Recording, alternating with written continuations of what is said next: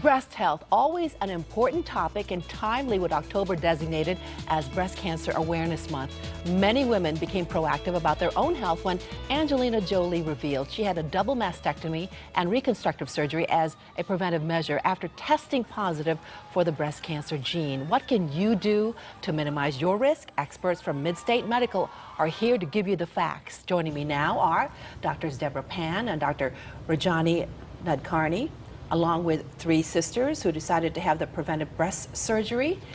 We have Allison Burillaro, Cindy Kafka, and Sue Kamari. It's great to have all of you here with us. Thank you for having us. First of all, sisters back up there, how are all of you doing? Fine. Great. You're doing well? Yeah. Very good. So who is at risk for breast cancer? So, breast cancer is a very common cancer in women, and in fact, about 230,000 cases were diagnosed just in 2012. So as you can see, 1 in 12 women are at risk for breast cancer. And in fact, the most common risk for breast cancer is age. The older you are, the more likely you have a risk for having breast cancer. However, having a family history increases your risk. But then what we really want to focus on is those risks where you carry a bad gene for breast cancer. And about 5 to 10% of all breast cancers are genetically driven. And the two genes that are now well known, well cataloged and tested are the BRCA1 and the BRCA2 gene. But 5% of breast cancers to 8% of breast cancers are genetically driven, and these are the two most common genes that we will see. As you can see with our three sisters who have the BRCA2 gene. Women with the BRCA2 gene who are carriers of the gene and haven't had cancer yet are about 45% likely to have breast cancer by the age of 70. BRCA1 gene, however, is much more powerful, and in that instance, about 55 to 70% of women who are carriers are likely to have that breast cancer. And in fact, that breast cancer is a very aggressive breast cancer called triple negative breast cancer, and most often presents before the age of 50. So it's extraordinarily important for women to look into their family history to figure out what their risks are and seek help if they believe that they have a mother, grandmother, father, aunt with breast or ovarian cancer, particularly if those cancers presented at a very young age. Certain ethnicities are at risk. Ashkenazi Jewish women are at extraordinarily high risk for having these genes, as well as Icelandic women, women from Norway or Sweden, as well as Eastern European women. Well, let's hear from the women. What is your family history? We had, our grandmother had breast cancer when we were all very young, and then we have two aunts who had breast cancer. And then it's not just breast cancer. My mother always also died of ovarian, which is connected, and we happen to be of Ashkenazi descent. So, who decided first that they wanted to do this? I'm sure it was a discussion, right? Allison. Well, after my mother had passed away, I had gotten, I wanted my genetic testing done, and it came back positive, and I had a hysterectomy and then let it go. I have 4 kids. One of them was still little, and then my sisters decided it's time, we're going to get our genetic testing done. And there's 5 sisters altogether, and 4 of us ended up being positive.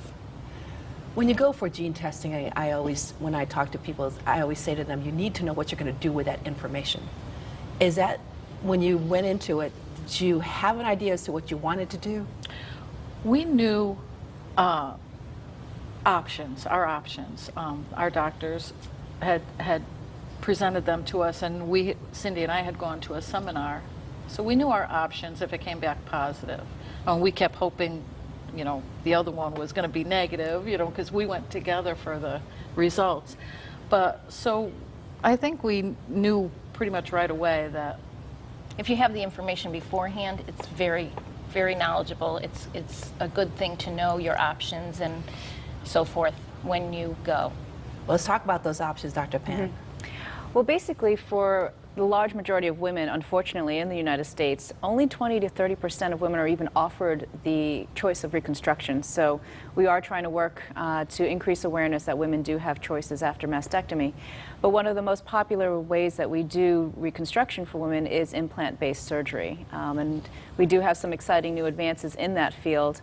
But for the most part, reconstructive surgery is so important, not only to allow women to physically put behind their cancer battle, but to emotionally put an end to the chapter of their fight, and to be able to get dressed in the morning, go out to social events, and really not have to think or be reminded of it constantly. And it's really important to make sure that you go to a very good reconstructive surgeon. That would be helpful. There are people who do specialize in this, people who do kind of promote this as part of their I've heard ongoing many practice. stories from women who say Sure. that they've gone to a surgeon and they didn't do a very good job. Right, right. And obviously, different patients bring to the table different tissue qualities and things like that that we have to work with. But you really want to make sure that the surgeon that you find has an interest, first of all, in breast reconstruction, and then also has the experience as well as the qualifications to do so. What was recovery like, ladies? Go ahead. Well, we were well prepared when we went in. We had great support systems. Oh, yeah. Our boyfriends, We had- husbands, yeah. families were, and Allison went first, I went a month later, and Sue went a month later. So we were all recovering at the same time. And we We were there for each cared other. for each other. We went to all our appointments together with each other. And Recovery was, it went well, I think, for all of us. I feel for myself that the recovery was that much easier because we were that well informed of what to expect, what happened. And of course, when you go to your doctor's appointment, you know, everyone was so kind and compassionate. I thought it went very well. it's nothing like it used to be years ago. I mean, Absolutely not, and we have examples here. Let's talk about what's in front of us here, Yep. Dr. Pan. So as far as implant reconstruction is concerned, our current implants are excellent. There's really no problem that we have with them. But there is a new option available that's been recently FDA approved. These implants are newer. They're called form-stable shaped implants. They've been available in Europe for several years now, and our FDA just basically kind of caught up and decided that the data were good enough to release to the United States. So what we have here, most of our breast cancer patients do end up choosing either saline or silicone implants, but in the silicone variety, which tends to feel more natural, this is generally a good example of what we typically have. And the silicone implants, as you can see, have a softness to them. But one of the downsides to the softness is that when you're walking around, if your tissues are thin, it can collapse a little bit. Right. So in order to combat that problem, manufacturers have now come up with a more form-stable implant. And you can see here there's more of an anatomic teardrop shape. And you can see that the gel stands up and has a little bit less of that rippling quality to it. So there's a little bit more forgiveness in the rippling and profile of the implant. The trade-off is it is a little bit firmer, not by much, but for the appropriate candidate, this may be an option nowadays. Okay, we don't have much time left, but we do want to talk about the symposium. Yes. So the Breast Symposium at MidState Medical Center is our annual Breast Cancer Awareness Month event that we run through our hospital.